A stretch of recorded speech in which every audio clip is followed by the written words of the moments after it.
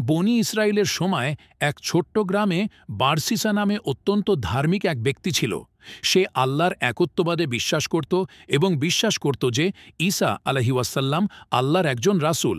সেই গ্রামে ৩ ভাই ও ১ বোন থাকত। সেই ভাইদের জিহাদের জন্য ডাকা হল, কিন্তু তারা বোনকে একা রেখে যেতে চাইল না। কার কাছে রাখবে চিন্তা করতে লাগল। গ্রামবাসী বারসিসার কথা বলল, কারণ গ্রামের সবাই বারসিসাকে উত্তম চরিত্রবান হিসাবে জানত। তো তারা বারসিসার কাছে গেল। যখন তার কাছে তাদের বোনকে রাখতে চাইল, সে তখন রাজি হল না এবং বলল, আমি অভিশপ্ত শয়তানের কাছ থেকে পানাহ চাই, কারণ সে ভয় করছিল যে সে গুনাহে লিপ্ত হয়ে যেতে পারে। তখন শয়তান বারসিসার মনে কুমন্ত্রণা ওয়াসওয়াসা দিতে আসলো। চালাক শয়তান জানত যে বারসিসার মন খুবই নরম। সে কানে কানে বারসিসাকে বলল, তারা যদি ভালো কাউকে তাদের বোনের জন্য খুঁজে না পায় এবং খারাপ কারোর কাছে মেয়েটিকে রেখে যায়, তখন মেয়েটির ক্ষতি হতে পারে।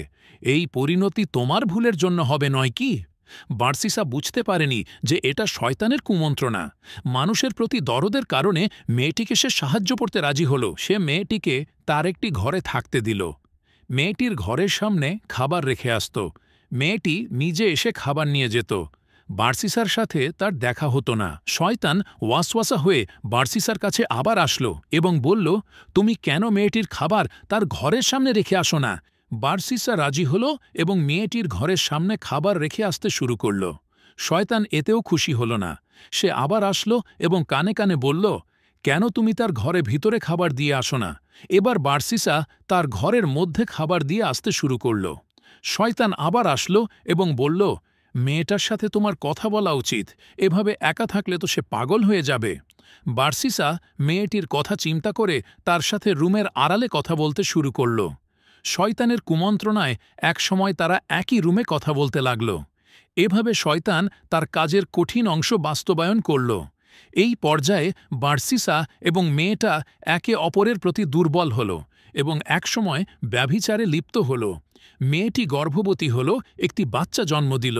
বাচ্চা জন্মের সময় শয়তান বারসিসার কাছে আবার আসলো এবং বলল, এটা তুমি কি করলে? তোমার পাপের প্রমাণ সরিয়ে ফেলো, না হলে মেয়েটির ভাইয়েরা ফিরে আসলে তোমাকে খুন করবে। বারসিসা বাচ্চাটিকে খুন করল এবং ওই ঘরের মেঝেতে পুঁতে ফেলল।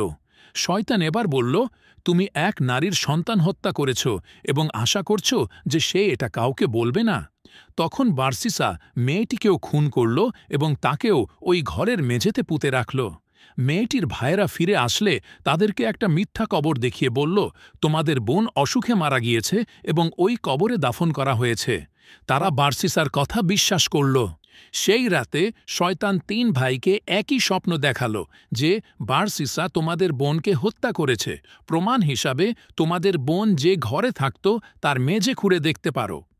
ঘুম ভাঙলে তারা একে অপরকে স্বপ্নের কথা বলল এবং বুঝতে পারল তারা ৩ জন একই স্বপ্ন দেখেছে। যাচাই করার জন্য তারা বারসিসার এলাকায় যেয়ে প্রথমে বারসিসার দেখানো কবর খুঁড়ল, দেখল কিছু নেই। এরপর যে ঘরে তাদের বোন থাকত তারা ওই ঘরের মেঝে খুঁড়ে তাদের বোনের এবং বাচ্চার লাশ পেল। তারা বারসিসাকে ধরল এবং বলতে বাধ্য করল আসলে কি হয়েছিল। তারপর তারা তাকে রাজার কাছে নিয়ে গেলে রাজা তাকে শিরচ্ছেদ করতে আদেশ দিল। যখন বারসিসাকে শিরচ্ছেদ করতে নিয়ে যাওয়া হচ্ছিল, তখন শয়তান কাছে আবার আসলো। এবার ওয়াসওয়াসা না, মানুষের রূপ নিয়ে এসে আসলো। এসে বলল, শোনো বারসিসা, আমি হলাম শয়তান। তোমার এই অবস্থা তোমার নিজের চিন্তায় হয়নি, আমিই করেছি, আর একমাত্র আমি তোমাকে বাঁচাতে পারি যদি তুমি আমার কথা মেনে চলো। বারসিসা বলল, আমাকে ফি করতে হবে। শয়তান বলল, আমাকে সেজদা কর, আমি তোমাকে রক্ষা করব। তো বাঁচার জন্য মরিয়া হয়ে বারসিসা শয়তানকে সিজদা করল এবং কাফের হয়ে গেল। সিজদা করার সাথে সাথে শয়তান তাকে বলল, আমি এখন তোমার থেকে মুক্ত, আমি আল্লাহকে ভয় করি, যিনি বিশ্বজগতের প্রতিপালক। এই বলে শয়তান সেখান থেকে পালালো এবং বারসিসার শিরচ্ছেদ করা হল। কেয়ামতের দিন বারসিসাকে যখন জীবিত করা হবে, তখন সে শয়তানের উদ্দেশ্যে সিজদা করতে করতে উঠে দাঁড়াবে।